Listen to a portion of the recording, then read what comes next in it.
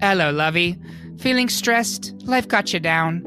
Let's fire up the old Netflix and transport ourselves to a big white tent in the middle of the English countryside, where everyday people with a talent for tarts and a passion for passion fruit curd mix, sift, blend, beat, and bake their way into our hearts via their lovely manners, charming accents, and incredible creations. Feel better? Good! Let's keep those feel-good vibes going as the Great Pop Culture Debate takes on the best Great British Baking Show bakes. I'm the bin where the boys dump their creamy disasters. Your host, Eric Resniak. I told you I was going blue. Phil.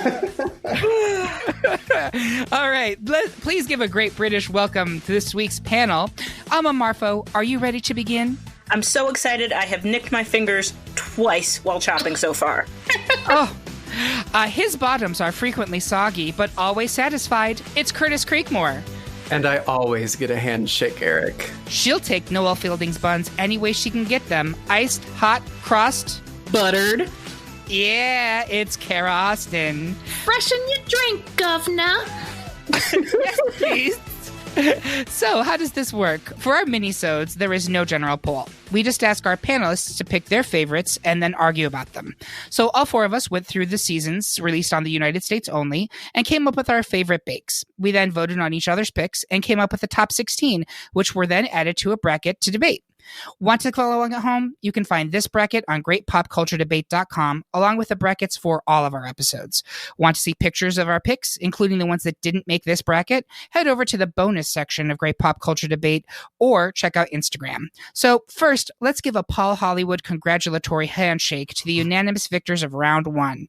It was Rose's My Favorite Chicken, a celebration of legs biscuit sculpture, which pecked out Julia's The Snail Under a Mushroom sculpture. And I want to have Kara speak on Julia's sculpture because she was very fond of it. Yes. Well, in general, I really enjoy on the show whenever someone's bake goes a little bit blue. And I mean, by the, with the nature of the show being what it is, it's always on accident. Other examples, I can't think of the baker's name, but he was making like the USA rocket, and he's just like forming this giant phallic fondant rocket base. But Julia's bake is a straight up penis snail hanging under a mushroom. 100%. It was a work of art. It truly is. And I'm so glad that, because Kara specifically was like, no, this one needs to go on the bread. It's good, but it looks like it's somewhere between an actual penis and like, you ever see like that around Halloween, they have those like cute recipes you can do, and they like the mummy hot dogs, or they wrap around like the, of the Great American Bakes, they wrap around the pre-made croissant dough around a hot dog. Mm-hmm. So it looks like a little penis snail just peeking up under this mushroom. And to the point, and Paul Hollywood gets disturbingly excited to try it. And I'm excited to see Paul Hollywood excited for a phallic object, so I would like to keep that going. He giggles like a schoolgirl and is like, I like that snail. Oh, I wish, Paul. God, I wish. Well, thank you, Kara, for bringing that one to our attention. It is really something quite special. So if you don't remember it, please Google it. Don't do it at work. Okay, not at work.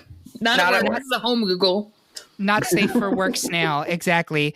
The other unanimous decision was Kim Joy's Lavender and Lemon Fox Cake, which was too sly for Becca's Cheesecake. And Curtis, I know you had nominated Becca's, and I did want to speak on that briefly because it's a really cool cake, actually. I had, and I voted for Kim Joy over that one. The Fox Cake is so cool, and we'll talk about that a little bit later, I think. The cheesecake, though, it's not actual cheesecake. It's a cake that she made to look like cheese, and I think she ended up using, it was a fondant tool, but it kind of looked like a melon baller to press into the cake to make it look a bit more like cheese. It was super cute, but when you compare the two, the victor was obvious to me. I agree. The one thing I will add is I believe Becca's was from a non-dairy week, so they had to use alternative ingredients. Mhm. And so I always am wowed. I mean, I'm wowed by the show almost every episode, but I am always really impressed when they do the workarounds and find very cool solutions to these problems. So again, I wanted to make sure that we at least talked about it because it was both very interesting to look at. It was a cute idea and a pun, but it was also, as a cake, pretty inventive by the way that it approached the challenge. So the rest of the bakes are all up in the running for Star Baker. So on your marks, get set, debate. The panel. Oh, I'm sorry. I have to go now. Buckle I up, didn't know honey. this was a dad joke podcast. It is fully a dad joke podcast, but we refer daddy joke podcast. Our panel was evenly split on Steven's The Bag I Need bread sculpture from US Series 5 and Candace's Tudor Peacock from US Series 4. Curtis, why is Steven's purse your favorite edible accessory? Steven's purse was exquisite. He was able to bring multiple different colors into the piece, and it wasn't just a cake that was decorated to look like a purse. It was bread, and bread is so much more difficult to work with than cake or cookies even. If it was a cake or a cookie and it doesn't turn out right, you could just like shave off the edges or frost it in a different way or even just rebake it really quickly. But with bread, especially if it's a yeasted dough, it's unforgiving. So like you get one chance, and he was able to make that into what I would call art, the artistry of a baked linked chain like that it was just stunning. Like the thing that he made out of the strap of the purse, it was just so cool. But the bag as a whole, I think is just excellent. I like Candace. I liked most of her bakes throughout the entire season. And I even chose Candace's Peacock as one of the bakes that I thought should be in this bracket. But I could never remember her name in the first few episodes when we were watching it. So we always referred to her as Lipstick. Yeah.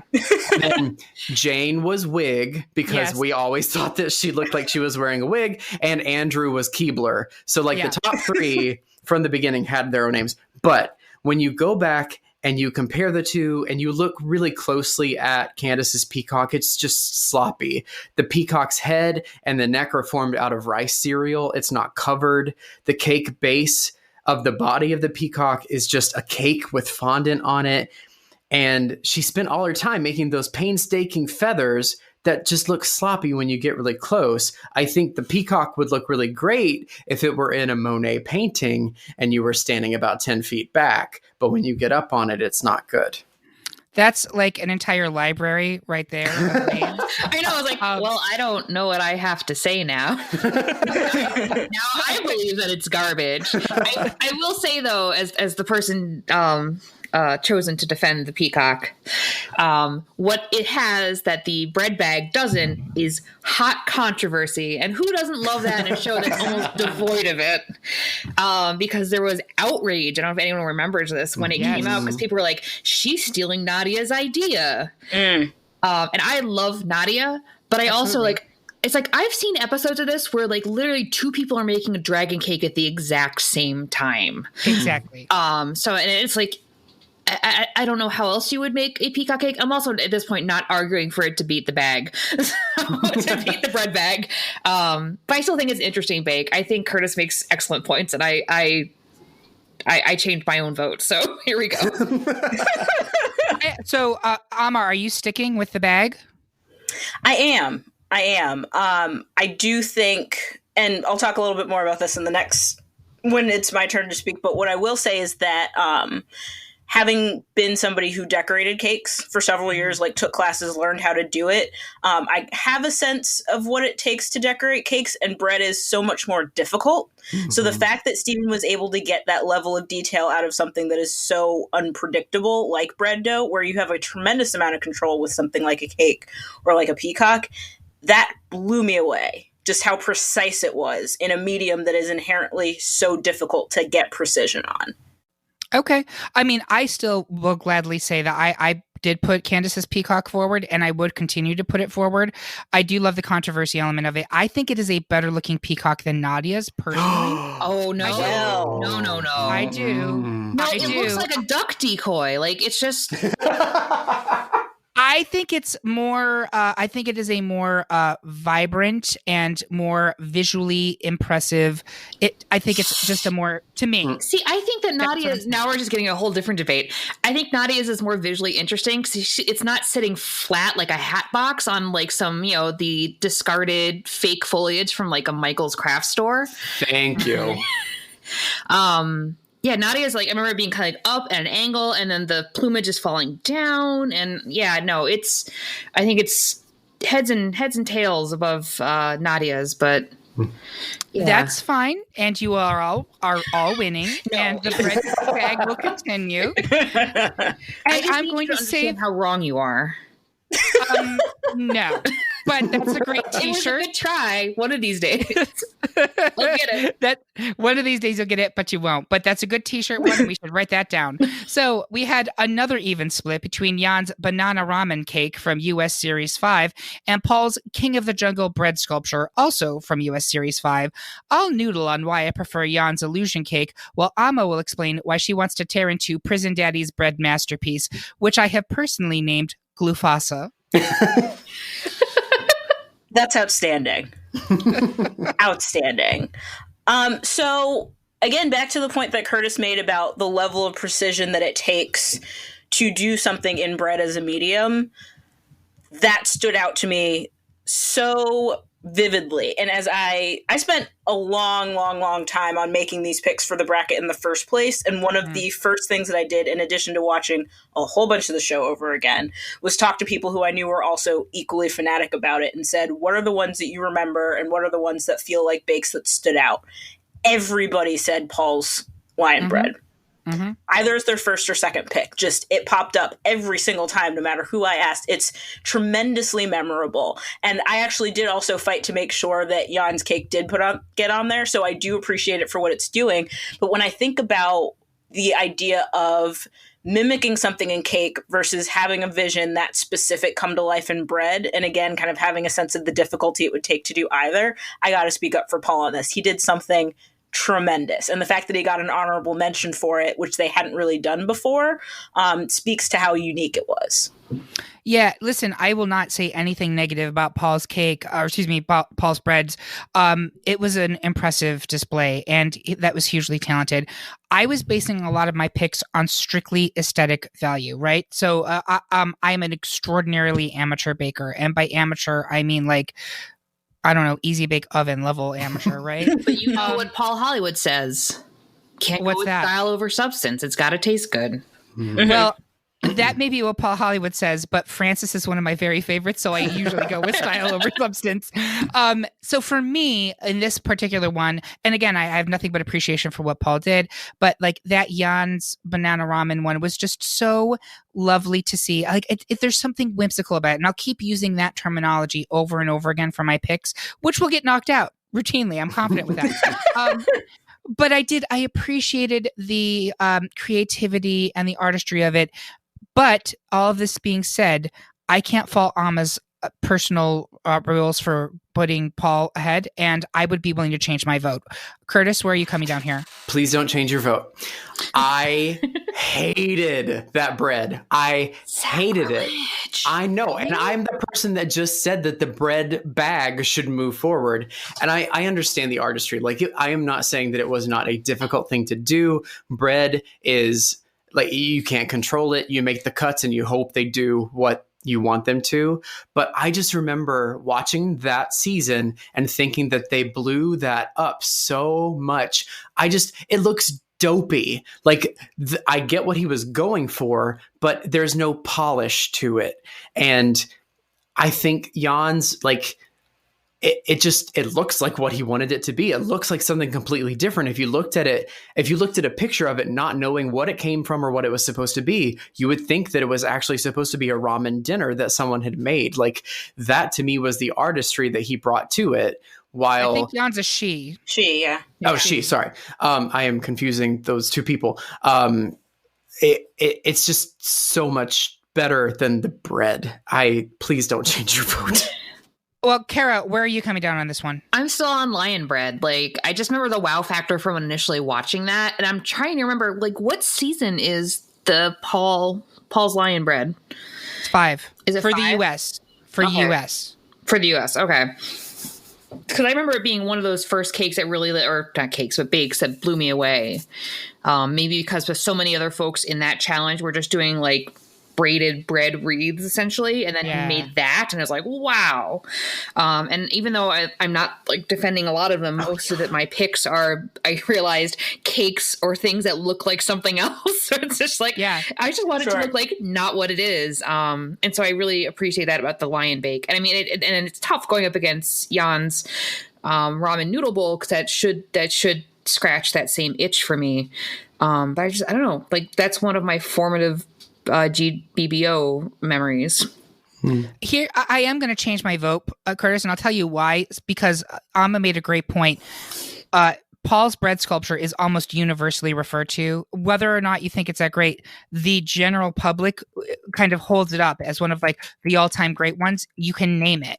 Whereas Jan is someone that we don't name. Like Jan's kind of a forgotten contestant to a certain degree, which sucks because I loved Jan. It is regrettable. I really, really liked her a great deal, and several of the bakes that she did were memorable. I love the strategy that she brought to it and kind of marrying science with some of the baking that she was doing in a non-gimmicky way. And again, I did want to make sure that the ramen bowl was named, but in this particular pair-off, Paul comes out ahead for me. Yeah, and that is why I will swing the vote ultimately for Paul, because it is considered one of the iconic GBB ones. And unfortunately, right or wrong, Jan is more kind of a like background character for the series. So we will be advancing Paul's King of the Jungle. Everything in the bread box that the light touches is. So another tie vote. It's Steven's Baker's Lunch Cake from U.S. Series 5 versus Nancy's Moulin Rouge Windmill from U.S. Series 1. Amma, why did you pack Steven's lunch?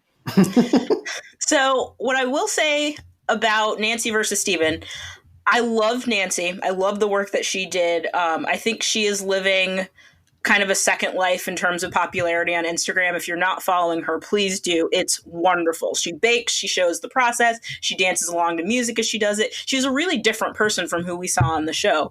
But ultimately, when it comes down to it, she did win. So she's been elevated to kind of the status of winners, and she's people that you talk about more often. I love Steven. I loved him from the beginning, just really loved the precision that he brought to things, and he cared so much about it, and he kind of fumbled it at the finish, unfortunately. But he did some fantastic work towards the beginning, and me picking him for this was kind of rewarding that precision, artistry that kind of came up at the beginning. And I think one of the first times you saw it stand out markedly from the people around him was with this Baker's Lunch Cake. Yeah, I agree. Steven came in real hot that season, and it was an unfortunate ending. Kara, why? Kara. What? It's the mystery fifth panelist. Kara, why are you going to the My Moulin evil Rouge? twin, Kara. I like baking. Kara eats cake. So why are you going to the Moulin Rouge there, Kara? It is the place to be. Like I said, like one that Nancy is the winner. She's, she took home the elusive cake stand. And that was the final show-stopping piece. She used that, like the sugar candy to make the big, I don't know windmill terminology, arms. I think arms? it's is it arms? I think. Sure, let's go with it. And I feel like any other time I've seen people use that, it like they go to put it on and it immediately breaks. Like it just shatters. And then if memory serves, it turned too. Like it did. It was functional. It did turn. She had the curved, I can't think of it. It's like the Brandy Snap curve over the top. Mm-hmm. It was just like a whole, many different difficult mediums of baking or decoration all combined into one as the last showstopper piece. So when all the pressure's on and, it's everything, every little detail counts, she brought it. And I just want her to be my Nan. Who do I see to make that happen? Was she the Nan of that season? I love that every season has a Nan. Maybe that's a future she's bracket, like one of best the Nans. BBO Like, Nan. Because I remember she was the one who'd like step back and forth, like she's like, I'm getting my steps in. Or maybe that's somebody else. That was Val. That was someone else. That was Okay. Val. That was Also, Val from that's another Candace's Nan. season. I have a long list of like wish Nans from watching Great Yeah. British Bake Off. It's one of the best part of the shows. They're all so goddamn endearing. Love them. So, Curtis, where are you coming down on this one? I would like the sandwich, please. Nancy's windmill, while it was cool, and yes, I get it was the final episode, so there was like a lot of pressure that goes along with it. It looks messy. If you look at it, the sugar work that she put onto it, it just looks messy.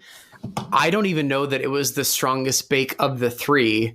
I think it was. Yeah, It went up against one thing that the makes watermill one. It was. Go ahead. I was Karen, saying, you were gonna say something? what I always feel like, and it's almost every season, the final bake, it's like they reduce the time on it. But they also increase the amount of things because she has the little cream puffs. She has the layered cake, which I remember being like everyone was losing their mind over, like the perfect layers and distinct layers. She's got the brandy snap. She's got all those different pieces, and they're like, you have 45 minutes. I mean, it's not actually 45 minutes, but they like reduce the time and increase the complexity. Because you look at the other bakes from that final too, and they're not as intricate as like the sandwich cake. But I feel like It's true. they have so much to do and so little time to do it.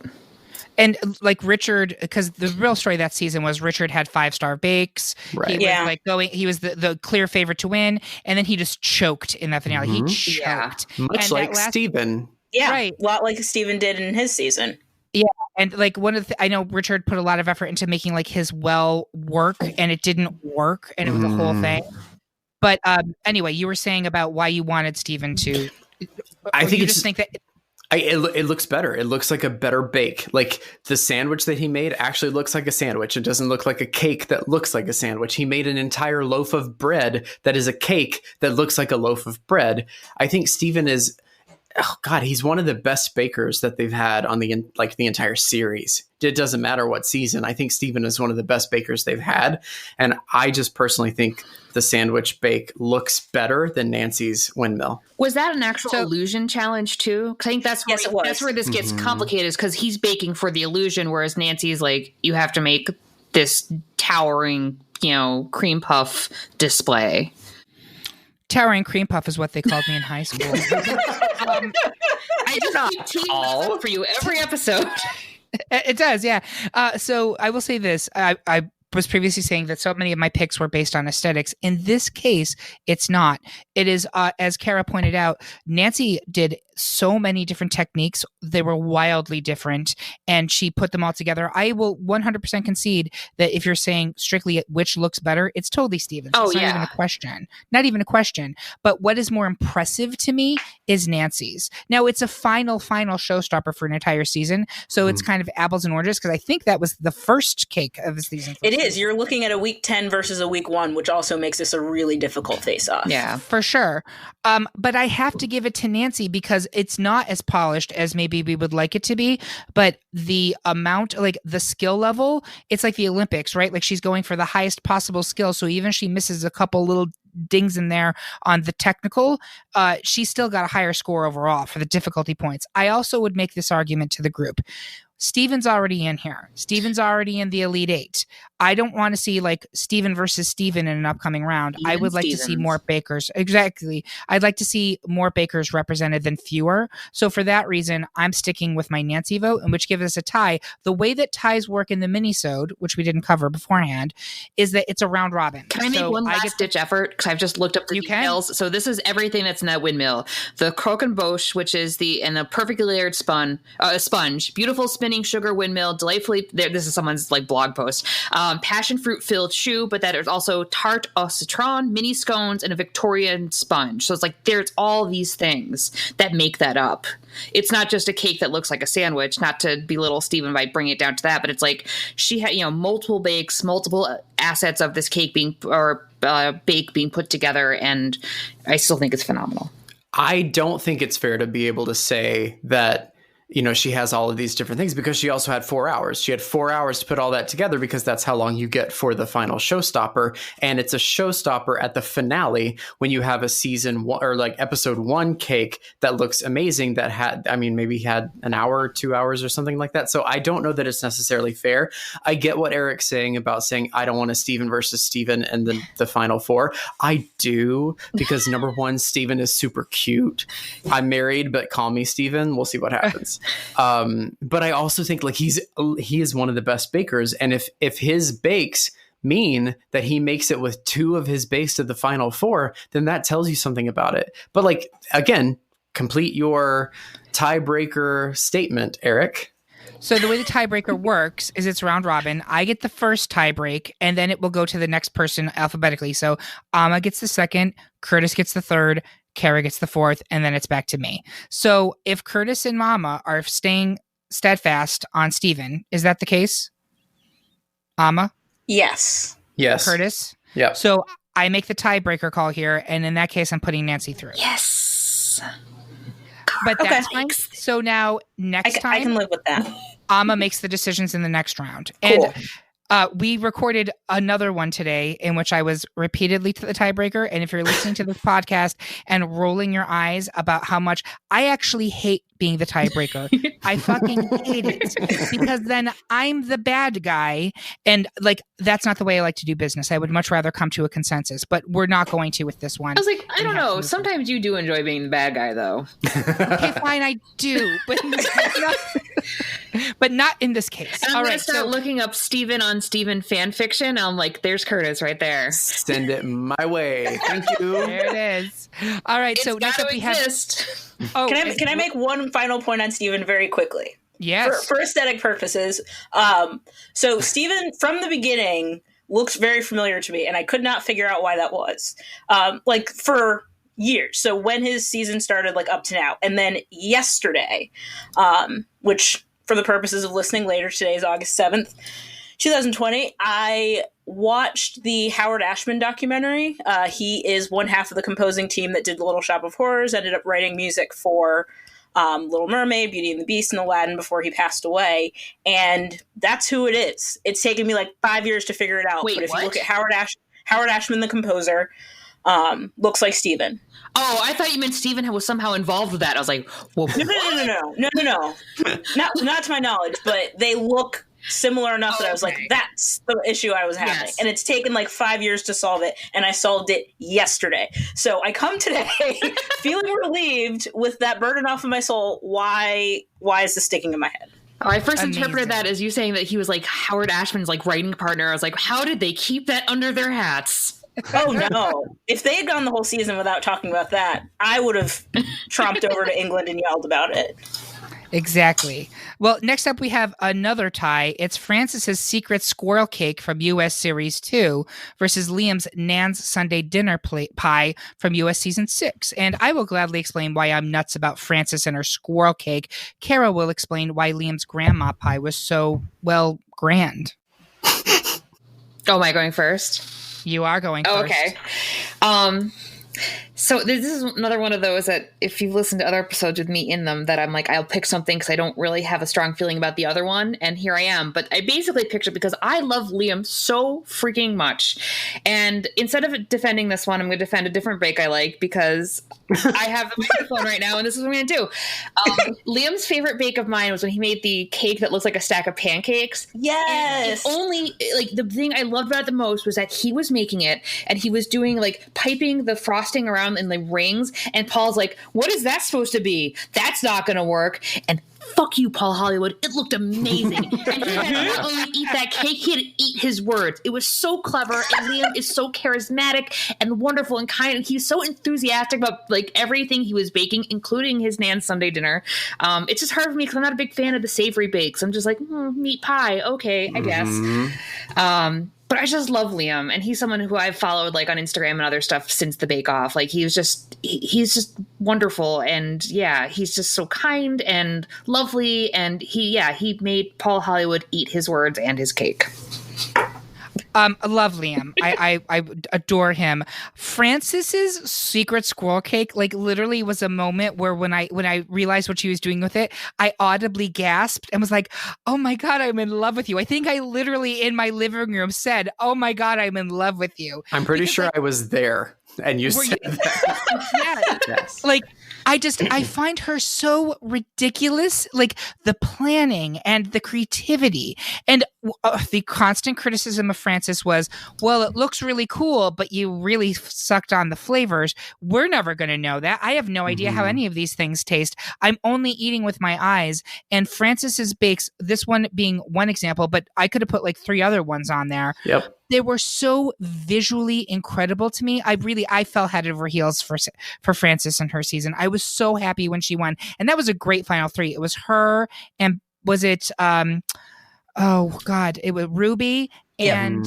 Kimberly. Yeah, like what a great Kimberly. final 3, right? I would have wanted all 3 of them to win because they were all amazing. But god damn it, I love that fucking secret squirrel cake, and I still do to this day. And I understand we are currently at a tie. Curtis, are you on Team Secret Squirrel? I don't want to live in a world where Secret Squirrel does not move forward. I am looking at the picture of Liam's Nan's Sunday dinner pie, and it's a fucking pie. There's nothing special about it. We didn't eat it. Sure, it has a story, but there's nothing special about looking at this pie that should even... I'm not sure I understand how it made it to the final 32 or whatever, 16. The unfairness about ranking these is that for so many of them, like, yeah, your meat pies aren't going to look as nice as your dessert showstoppers by the very nature of what they are. And it's all taste. And you're just kind of relying on two other folks tasting it and telling you if it's good or not. And as someone with severe food allergies, most of these things I will never taste in my entire life. So I feel like, it's tough when you put up like a savory bake versus something so spectacular. And as someone who used her time to defend a completely different cake, I'm fine to go with the secret squirrel. Because I think, if we're doing it by how we can judge from home, which is aesthetics, then secret squirrel is much more visually pleasing than the savory meat pie. But I don't know. I'm sure it tastes good, and I love Liam. I love Liam too. Amma, where are you coming down on this one? So I believe, like, the way that we're talking, I know that I listed this one, and I suspect I am the reason that it is in this top 16. And while there's so much about the show that we really have to trust based on aesthetics, there are a handful of things that I can remember from having watched all of the seasons and through some very artful YouTube investigations. I have watched all of the seasons. There have been a handful of things where I heard about something and how somebody was making it, and I said, I want to taste that. And this pie is one of those, and there aren't very many.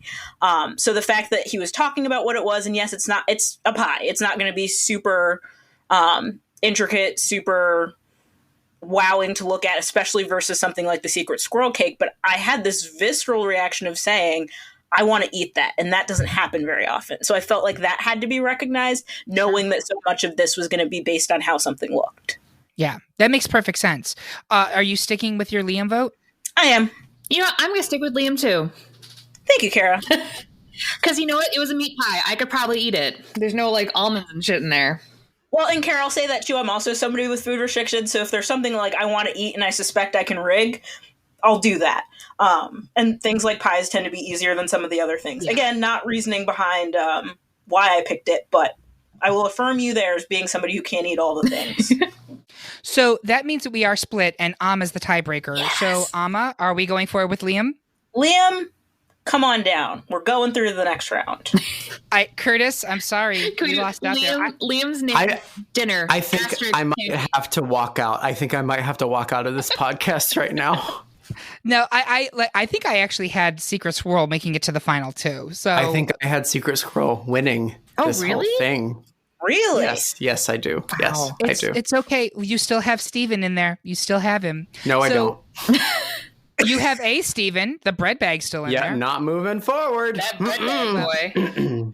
We'll figure it out. So we have yet another tie. This time it's Selassie's 3-tiered ombre botanical cake from US Series 4 versus Louis' George versus the Dragon biscuit sculpture from US Series 1. Curtis, why did Louis' biscuit sculpture slay you? So now I'm going to be mean, and I am now the Paul Hollywood of this podcast. So all gloves are off. I am just ripping things out of the oven with bare hands.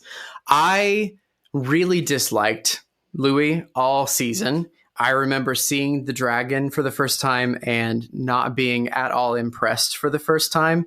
And I allowed my dislike of him as a person and his personality to cloud my judgment of his bake. But after going back and doing all of my research for this podcast, it is an impressive bake. It is. The piping on the cookies is perfect. It is perfection. The cookies themselves are multiple different colors, but they are the same color across. It's uniform across the type of cookie that it's supposed to be, which is not easy to do. And then you're going to make a 3D scene. You're making a diorama out of cookie that looks stunning. That is not easy to do. You take interlocking cookies and you try to put them together. The likelihood that they're going to break is high. So that bake is amazing to me. Selassie's cake is simple. It's a cake with piped rosettes on it. And they're sure that it's like he used different colors. Okay. But there doesn't seem to be anything special about that cake. I feel like I could make that cake. And if I can make that cake, it does not deserve to be in the top 16 of the greatest British Bake Off cakes or bakes, period. Okay, well, I'm going to have Amma counterpoint that. But before I do, I'm surprised that you didn't like Louis. I thought Louis was lovely. No, he got on my nerves. I didn't like him. No. I mean, it's rare that I don't like someone on that show, but I always like Louis. But regardless, your mileage may vary. Talk to me about Selassie's flower power. So I think in terms of assessing contestant against contestant, I had the opposite situation to contend with in that I really liked Selassie from the beginning. I have this book that's kind of like a history of the show, and they go through season by season and talk about it, and they identified Selassie as the heartthrob of his season, which I thought was interesting. I didn't really read it that way, but I did really root for him a great deal from the beginning. Mm-hmm. We both have backgrounds in West Africa. His family grew up in Ghana. My parents are from Ghana, so from the beginning I was like, hell yeah, let's do this. And to me, it was less about the cake that he did being super impressive and over and above shockingly amazing, which is actually how I felt about the biscuit sculpture. But to me, that cake represented something really important for Selassie in the sense that up to that point, he'd been doing some kind of adequate baking, but frankly, probably in the little bit of immigrant parent tension, I didn't believe he was going up to his potential. And I think that he fulfilled his potential on this cake in a way that he hadn't up to that point. And I don't know that he did again because he was out not too long afterward, but I loved this cake. I think it was great to look at. I think among the field that it was competing with, it was something special. So for that reason, I pushed him forward. But I will also say this was a tough one for me. I sat with this particular decision for quite some time, and Selassie just edged out Louis. Yeah, and I also am Team Selassie on this one. I think it's I will not say that I could make it. I will not say it's a simple cake. I'm looking at a photo of it right now. I think it's stunning. I think the piping work in it is really meticulous, and I think it's very well executed. Kara, where are you on this one? I'm on Team Selassie as far as being a beautiful, beefy baker boy. He would wear these. I remember he would wear these Hawaiian print T-shirts, not like a Hawaiian shirt, but these floral one. It's yes, look at those arms. Yeah, the Botanical Week floral shirt. Yes. I was you know what? Yes. He goes with a theme, and I respect that. Yep, and he had a great smile and the really close facial hair. He was ticking off a lot of boxes for me that way. But on the other hand, game recognized game for is it Louis or Louis? Louis. Louis. Okay, yeah. Louis. I remember him being a graphic designer, and so when he made that cake in particular, I was like, I am here for this because it's if I had this challenge, this is the way I'd go about. Because he came in with the stencils for cutting everything out. It was stylized. That's what I love about the frosting job. That it wasn't trying to make it look like a detailed dragon. It's he adapted a style for it and went through it. It was very it reminded me of like the tapestries and stuff you'd see of things of like the, George's dragon and all that. And the fact that the pieces interlocked together, so it was built with, I think he reinforced it with frosting, but they slid together, and he built this 3-dimensional cookie sculpture or biscuit sculpture. Sorry, and it's absolutely amazing. And on top of that, the bake was good.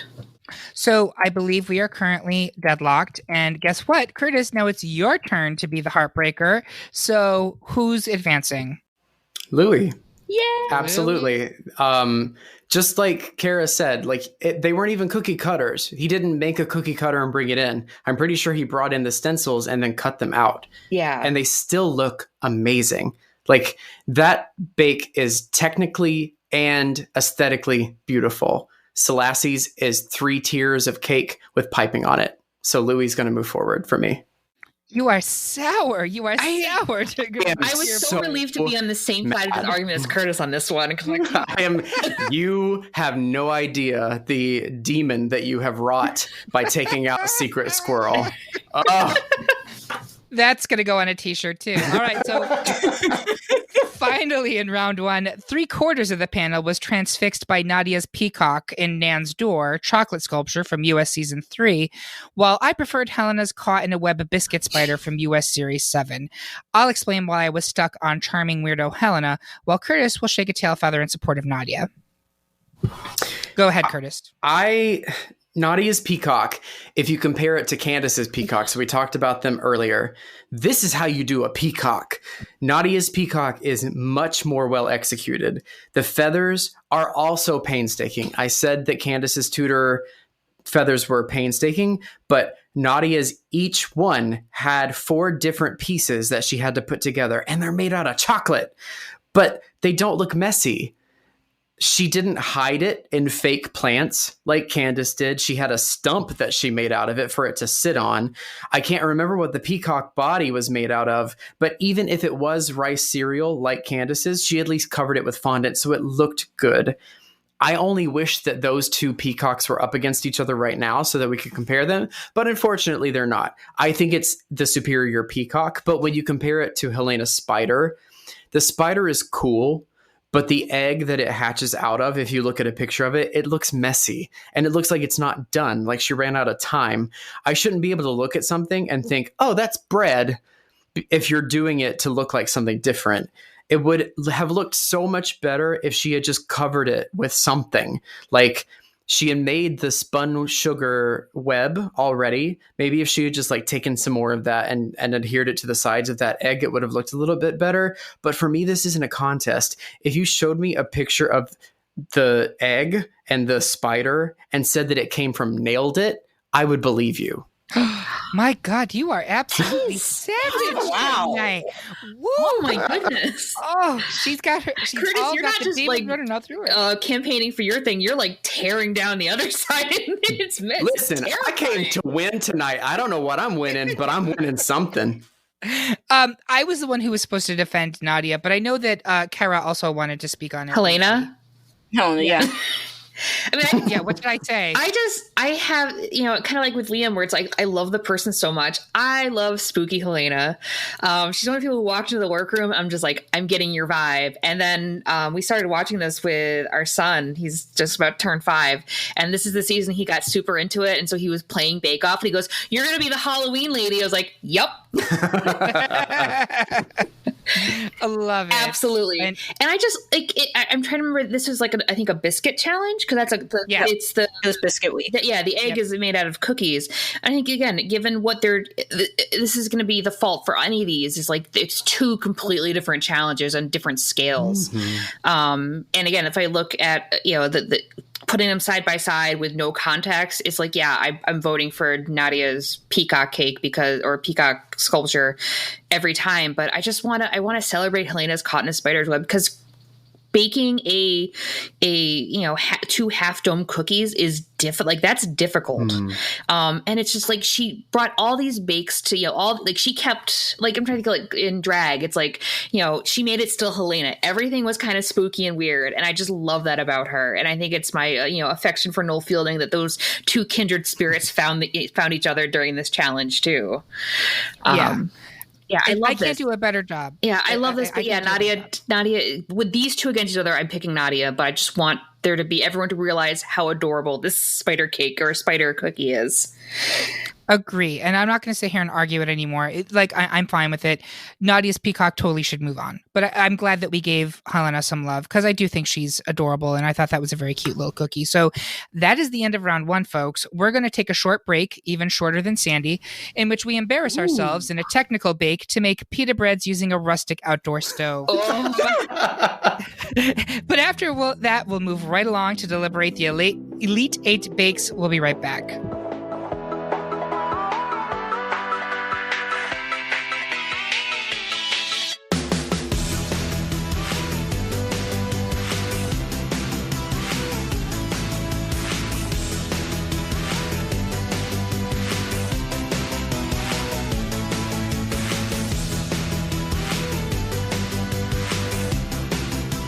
Welcome back to the Great Pop Culture Debate minisode dedicated to the best Great British Baking Show bakes.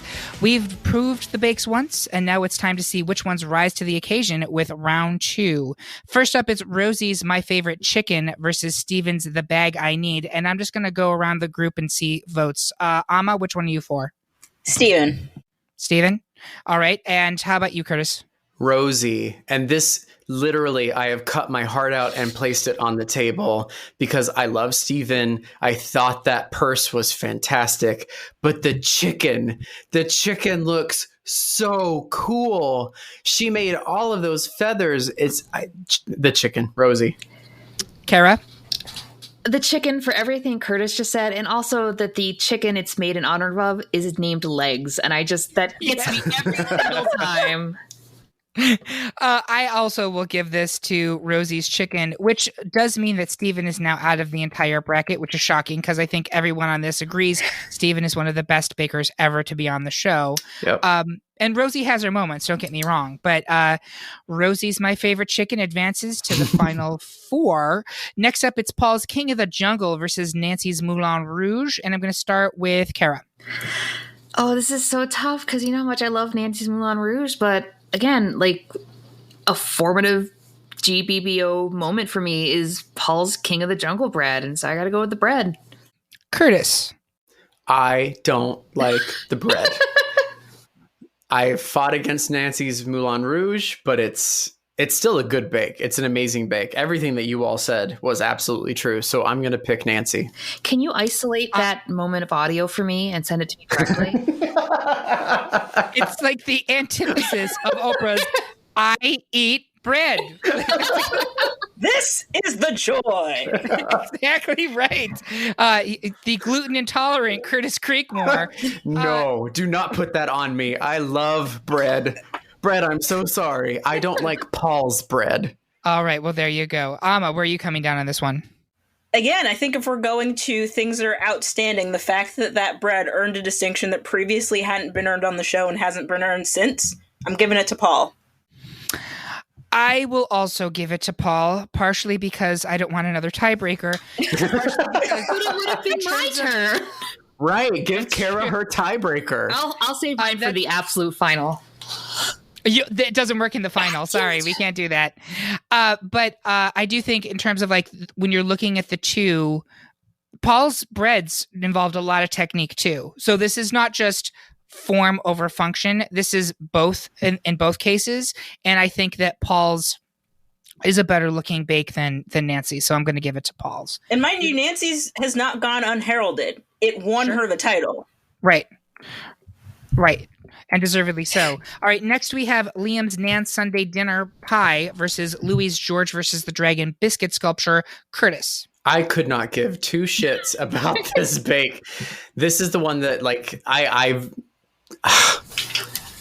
Louis, because I argued for it earlier, I guess. Kara. I'm enthusiastically for Louis because I love this bake.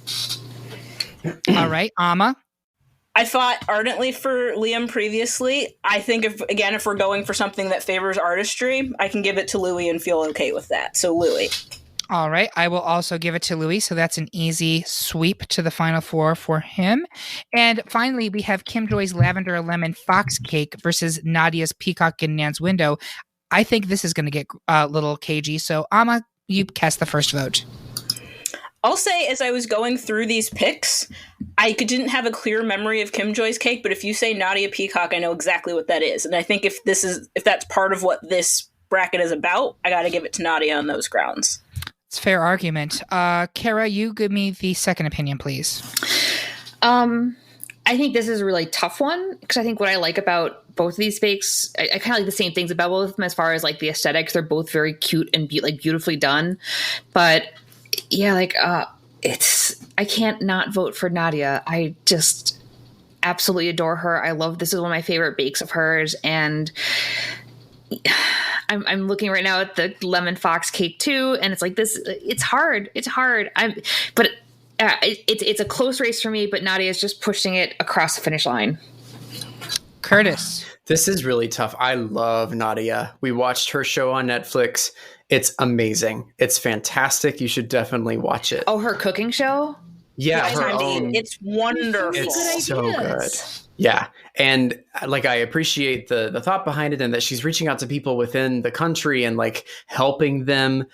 However, I'm voting for Kim Joy because when you look at that fox, I didn't throw the lavender out the window. Like, we can't taste it. We don't know. So whatever. I actually hate floral cakes. I don't like floral tastes. So I would not want to eat Kim Joy's cake, but it looks amazing. That is artistry to be able to pipe that.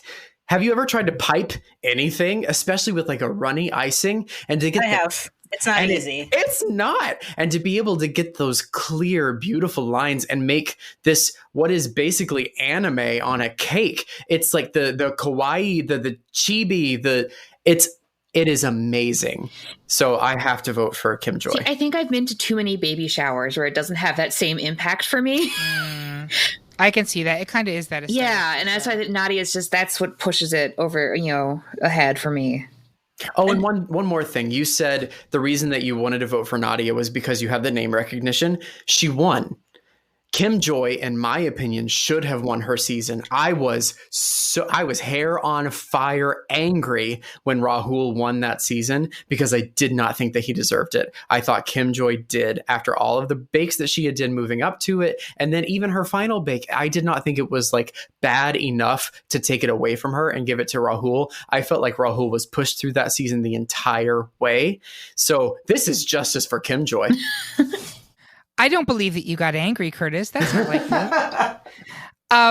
So my vote here is also for Kim Joy, and I will echo, this is going to be one of those ones that people are going to be like, no, you're wrong. And that's fine. I already said that Candace's Peacock is better than Nadia's, so clearly I'm wrong and comfortable with it. I also agree that when Rahul won that season, I actually booed. I audibly booed in my living room. I don't think he was pushed through the whole season. I thought he was actually killing it in the beginning of the season. He had that rock garden cake that I loved. That was the finale. Yeah, that was the finale cake, yeah. I thought that looked like trash. It looked like trash. It looked like a rock garden. It reminded me of because somebody else did like an Atlantis scene. That was Kim Joy. Kim Joy, yeah. But I thought Raul did a better version of that, but he called it a rock garden cake. Like, it felt like an underwater rock garden, like with those like the pillars of frosting sticking, going up. It just felt magical. It looked like I love that. To me, it was like, again, I thought he started the season super strong, and it was very clear. Even, again, we can't taste these things, right? But watching it, you got a very clear window that the judges were blown away by Rahul's flavors in a way that they were not by many other bakers. Like, it was very obvious to me. But he was really struggle bussing the last couple episodes of that season, and they were dragging him to that final. And to me, Kim Joy was excellent throughout, and I just really gravitate to her aesthetic, and this cake is really kind of the premier example of that. I love it. I can see exactly where Kara's coming from with like baby showers, not for me, but I love it. I love what she does. I think it's that really beautiful, again, whimsical marriage of aesthetic and bakering. No, let's go with it. You heard it here. Bakering, yeah. I did Get it. Trending. Yeah, get it trending. T-shirt. Hashtag bakering. Yep, t-shirt. But for me, I understand that this is going to be a tie, which means it's going to go to Kara. And she's Wait, can I make 2 additional points real quick? Honestly, it's not going to sway in either direction, but I just want to have them both on record. Yes. So one, I think one of the added thing, and I'll speak for myself, but one of the added things for me in terms of that final, the Rahul Kimjoy final, is that it was a panic to watch Rahul. Yes. Mm-hmm. And it was hard for me to watch him win because it was difficult to watch him, period. Because whenever he was panicking, I then panicked. I didn't feel that way about Kimjoy. And I think about that all the time. Like, if he had been composed differently, would I feel differently about the things that he made? So I always kind of have to keep that in mind as I'm like looking at it. I'm like, I think part of the reason that I was having an aversion to him was the fact that whenever he panicked, I then panicked. Mm-hmm. But one thing I'll also say is, particularly in this bracket, when I'm looking at things that Kimjoy made versus, especially versus the Peacock, which we all have already voiced feelings about, Kimjoy's still making things that look a lot like the cake that she's making. As Nadia continues to kind of do other things and moves in a direction, a different type of things, that Peacock, we may never see something like that from her again. And that also weighed into my decision as well. Because like Kimjoy's baking on a regular basis, does tours, has cookbooks, and a lot of the things that she's making are beautifully skilled, but she's doing them regularly. I don't know that Nadia is going to do something like the Peacock again. And that weighed into my decision also. That's a great point. I will say I'm going to stick with Kimjoy. I'm guessing that Curtis is too. Mm-hmm. Yeah. But that means it's a tie. And Kara, you are the tiebreaker here. So Hello. Hello. I just want to, you made a really good point about Rahul, and like I understand what you mean, like get his like energy like bleeding into you. I felt that a lot because I feel like for Rahul, his panic would be like, that is how I would react in this situation where you present me with a campfire and here, make pita bread on this old rock, and you're like, what the fuck am I doing? Mm-hmm. So I think Rahul in that way is like the everyman, like how you would act. Because yeah, you have these like almost like quietly complex mental breakdowns about the what he was faced with, but also, so getting back to the point at hand, one of these contestants has baked for Her Majesty, and so Nadia all the way. All right, so that gives us a final a final four of Rosie's My Favorite Chicken versus Paul's King of the Jungle, and Louis' George versus the Dragon, and Nadia's Peacock and Nan's Window. So first one up, I'm going to go around the circle. Do you prefer Rosie's Chicken or Paul's Lion? Can't believe this is the question I'm asking. Curtis, go first. Kara, what am I going to say? Rosie's Chicken, because fuck Correct. Thank you. I fucking hate that bread. It's Rosie's Chicken. Thank you. Amma? I'm still with Paul. Kara? Not because I'm afraid of Curtis, but I'm also going to go with Rosie's Chicken because it's named legs, and the individual like biscuit feathers are still one of my favorite like decorating techniques. I'm genuinely torn here because I think that they're both actually really fun and really interesting, and early season bakes from both of them. Mm-hmm. These were not like end of the season ones. Oh God. In the instance, I'm going to give it to Rosie, even though I frankly am baffled that is one of the two bakes that ended up in the final two. Yeah. Never in a million years would I have picked that as a final two bake, but it was one of only two bakes that was a unanimous decision in round one. So I guess it has that going for it. And finally, Louis' George versus the Dragon versus Nadia's Peacock. Amma. Oh, geez. Peacock. Nadia. Kara. I don't know. This is hard. Oh, this is hard because I think when you put those two head to head, Louis is a cleaner execution, but not like Nadia's. I think is more complex. Can I skip and come back to me? I have to really think about this. I'm searching my soul about biscuits right now, and I don't know how to handle that. Yeah, okay, that's fair. Curtis? I think I'm in the same boat as Kara because, I don't like Louis. I still don't. I thought he was he was not fun for me to watch on the show, but that doesn't matter because it's about the bakes. And his bake is technically superb. I've already talked about how amazing it was and how I've come back around to really liking it. But Nadia's was made out of chocolate. So you have one that's made out of cookie or biscuit if you're English, and then you have something that's made out of chocolate, which is honestly harder to work with. Sure. I am not a chocolatier by any means. That factored into my decision as well, is biscuits, while not easy, and what Louis did was not easy, 1,000 different things have to go right for something like Nadia's chocolate sculpture to work outdoors. I have to bring that part up as well. So, so I will say that if those who are divided have medium in mind, that informed my decision as well. I want some bird on bird action, so I'm going to vote for Nadia. Yeah.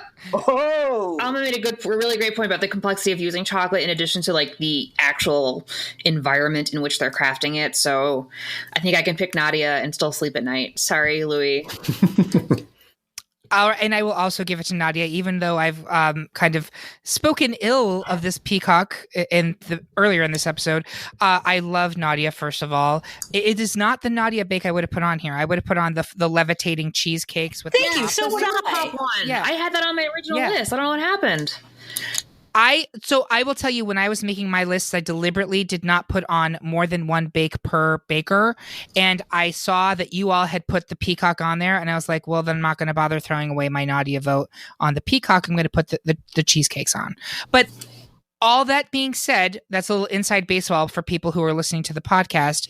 I do think, and also I think it's completely fair and right for Nadia, of all people, to be in the final two. Mm-hmm. So it's a final two of Rosie versus Nadia, and I'm going to start with Curtis. I'm not looking at the people. I'm looking at the bakes. And when I look at a picture of this chicken, I don't know. This fucking chicken. It is stunning. Like, I didn't like Rosie. I know that, like, it's not about the person. I really didn't. I thought that there were difficulties with me understanding what she was saying most of the time because she spoke so quickly and with kind of an accent that, like, a British accent that made it difficult for me to follow what she was talking about. But this cookie sculpture, we'll call it that, the ability for her to get the ring of color around the outside of those, plus the inside of each individual little, I don't even know what to call it. It looks like armor that you've put onto this chicken. And then it's a rooster because it has a comb and can't remember the other thing that you call the thing on its neck. And then you have the tail feathers. Like, there is some real, and it's well done artistry on this chicken. And I understand, and I just talked about how difficult it is to work in chocolate, and you're outside, and that makes it even more difficult. I think I have to give it to the chicken, and that is insanity to me. Please remember that I had hidden squirrel or secret squirrel from the very beginning. But I think when you look at all of these next to each other, I am most impressed when I look at that chicken. All right, I'm going to give it to Amma next. So, trying to not let the seasons in which they took place color my decision, trying to not think about the individual personalities involved, of which I'm a big fan of both. I still have to come back to the overall level of difficulty in what we're doing. Again, not just in terms of task, but also medium. And again, chocolate, outdoors, in the summer, and again, going up against more than one peacock and recognizing the artistry involved in it, I still have to put Nadia through to the final. Okay, Kara. This is so hard. I'm like looking at them side by side now, and I do the same thing. You know, I'm gonna break away from the pack here. I'm gonna stick with the chicken. Like, chocolate is hard to work with, but I feel like the complexity of that with all of the pieces that she used, and the chicken is named Legs, and it is in honor of a pet chicken. There's a story that, the Nadia had a story too, because it was like the peacock in like her grandmother's house, wasn't it? Like, yeah. Oh, and I don't even like birds that much. Like, what's happening here? Yeah, if you don't like birds, this is a hell of a championship. They're both, like, well done, but like, there's like that weird country aesthetic to the chicken one that's so cute, and he's so round. but it has shape. Yeah. It looks like an actual chicken shape. Yeah. And she's from Somerset. Any hobbies down there in Somerset? No. I'm gonna go with the chicken. Yeah, I made a Mitchell and Webb joke. People who probably have not seen it, but yeah, she was the veterinarian, and she used all of those. Like, I don't think in this bake, but she like had like the she had like the syringe she was using, like bringing like weird medical equipment into the game. Mm-hmm. Yeah, I think at the end of the day, like they're both technical and complex in different ways, but I think if you take the people out of it, because I just, Nadia showed me how to make a breakfast roll up using eggs in the pan with the tortilla on top, and it's genius. Yeah. But I don't know. I think it's just a better. It's the aesthetic is better. It breeds quickly. The failing in Nadia's peacock, I think, is just like you lose a little bit at the definition of what is it a face on a bird, the head, whatever it looks like. Like, I don't know. The chicken feels more done. I'm gonna go with the chicken. Please don't at me. I feel as though the audience choice is going to be the peacock because it's Nadia. It's very memorable. Yeah. It's one of those ones that everybody knows. I'm not mad about people picking the peacock. This is personal preference. Not at all. I'm doing exactly what Kara just said she was doing, which is looking at both of them side by side. And I have to give the edge to chicken strictly on which one looks like it is better executed, acknowledging what Amma said about working with chocolate in a tent in the summer in the English countryside. That is so difficult. Very high level of difficulty, right? But in terms of which one do I think is more finished, a more well-executed bake, I give it to Rosie's chicken. As crazy as it sounds. I know. Nowhere, in no reality did I think I would come down to, yeah, it's that fucking chicken. Yeah, Harvey's like, these shouldn't be in competition with each other, but that's the whole point of the show. Exactly right. Exactly right. So we currently have 3 for chicken, 1 for peacock. Amma, are you sticking with peacock? Wait, I thought that Curtis picked peacock, no? Chicken. You were chicken? Okay. Chicken. No, he picked chicken. Never mind. So are you sticking with peacock, Amma? Yeah. But I feel at peace with Rosie ending up winning it. Like, I'm okay with that. I do recognize the artistry that it took. I loved Rosie again in a season that felt so chaotic to me. I really, really enjoyed her. Kara, one of my favorite things was her dynamic with Noel. So yeah, I'm at peace with being outvoted. Okay. And I also love Rosie too. Again, it's very rare I dislike someone on this show. But folks, that's it. We have determined our Great British Baking Show bake. Please be kind to us. Do you agree? Do you think that our decisions were too stodgy? Is there an even better bake that we didn't even consider? If so, drop a comment on our social media or find this episode at greatpopculturedebate.com and let us know what you think. While you're there, make sure to vote on the polls for upcoming episodes. Your say matters. And I do want to thank my panelists for joining me today.